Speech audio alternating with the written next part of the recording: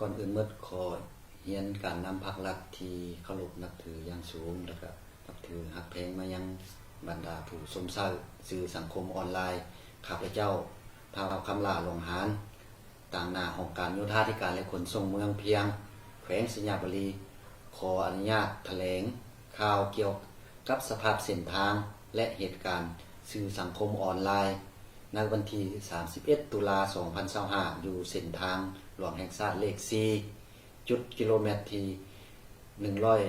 180/200 เขตบ้านนาอู่เมืองเพียงแขวงสัญญาบุรีได้มีประชาชนเก็บเงินค่าผ่านดินของตนเองคันละ 100,000 กีบแล้วเกิดมีความบ่เข้าใจกันแล้วเอาคลิปวิดีโอลง Facebook สื่อสังคมออนไลน์จากเหตุการณ์ดังกล่าวนั้นทางของการโยธาธิการรถขนส่งเมืองพวกเขาก็ได้รีบร้อนเร่งด่วนลงสมทบกับเจ้าหน้าที่ปกส.เมืองเพียงและภาคส่วนเกี่ยวข้อง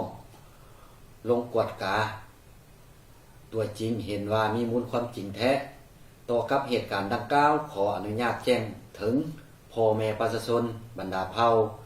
ผู้ใช้รถใช้ถนนต่างๆที่ผ่านเส้นทางหลวงแห่งชาติเลข 4 เมืองเพียงแขวงสัญญาบุรีเนื่องจากว่าปัจจุบันทางภาครัฐบาลแผนกโยธาธิการและขนส่งแขวงก็คือเมืองเพียงของพวกเขาได้สุ่มเชิญให้บริษัทวิไลพร18ก่อสร้างครบวงจรนี้แก้ไขซ่อมแปลงแล้วก็ถมดินหินคืนมาบอนที่มีความยุ่งยากและความจำเป็นโดยได้ยกดินเก่าออกและถมดินหินมาใส่บวกกับสภาพดินฟ้าอากาศฝนตกและผู้สมใช้รถใช้ถนนดื้อด้านบ่ปฏิบัติตามระเบียบการสัญจรการซ่อมแปลงทางบ่ทันแล้วรถบรรทุก22ล้อบรรทุกน้ำหนักเกินขอบเขตได้ไปผ่านเฮ็ดให้รถค้าต่ำทางแล้วก็พาให้เกิดมีการสัญจรไปมาบ่สะดวกแออัดเนาะผู้สมใช้เส้นทางเดี๋ยวมีความจำเป็นได้เว้นทางไปดินของประชาชนและประชาชนบางโคตรบางภาคส่วนก็ยังบ่เข้าใจต่อกับระเบียบหลักการเนาะจึงได้เก็บเงินค่าผ่านทางคันละ 100,000 กีบแล้วโดยบ่ได้รับอนุญาตแล้วก็บ่มีบัตรเก็บเงินซึ่งผิดต่อระเบียบของ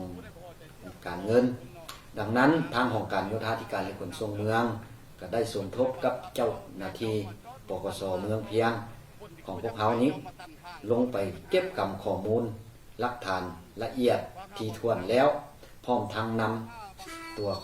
ผู้เกี่ยวทั้งสองมาศึกษาอบรมหากมีความเข้าใจมีการเปลี่ยนแปลงผู้เกี่ยวก็ยอมรับสารภาพผิดทุกอย่างพร้อมทั้งจริงใจมอบเงิน